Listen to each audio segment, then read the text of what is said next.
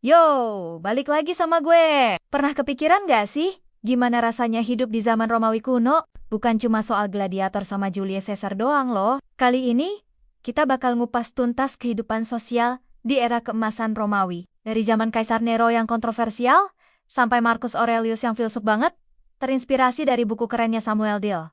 Kita bakal pakai bahasa santai, jadi dijamin gampang ngertinya. Zaman itu, kota-kota Romawi, apalagi Roma, itu super padat dan rame banget. Bayangin aja, hiburannya level kolosal, ada balap kereta kuda di Sirkus Maximus, sampai pertunjukan epik di Colosseum. Tapi, jangan salah, di balik kemegahan itu, struktur sosialnya kaku banget. Ada kelas budak yang kerja keras, warga biasa yang mencoba bertahan hidup, sampai kaum elit yang hidupnya mewah. Setiap orang punya peran dan nasibnya masing-masing.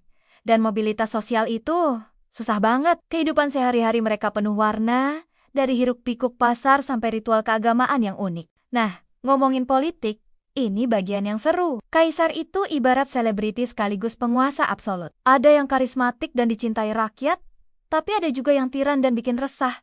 Kayak Nero misalnya. Uniknya, di tengah drama kekuasaan itu, Kekaisaran Romawi justru bisa stabil. Kenapa? Karena mereka punya sistem administrasi yang rapi dan hukum yang kuat. Birokrasi yang efisien, dan aturan main yang jelas inilah yang jadi tulang punggung kekaisaran.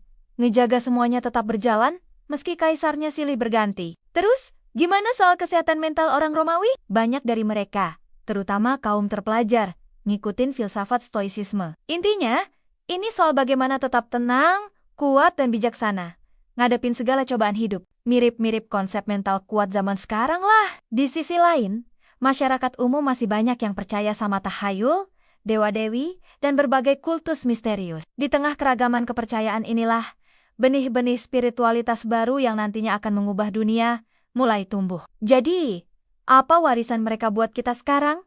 Banyak banget. Mulai dari konsep hukum, sistem pemerintahan, sampai infrastruktur canggih, kayak jalan raya dan akuaduk yang masih bisa kita lihat sisa-sisanya. Bahkan, budaya pop kita, film, game, cerita masih sering banget ngambil inspirasi dari Romawi.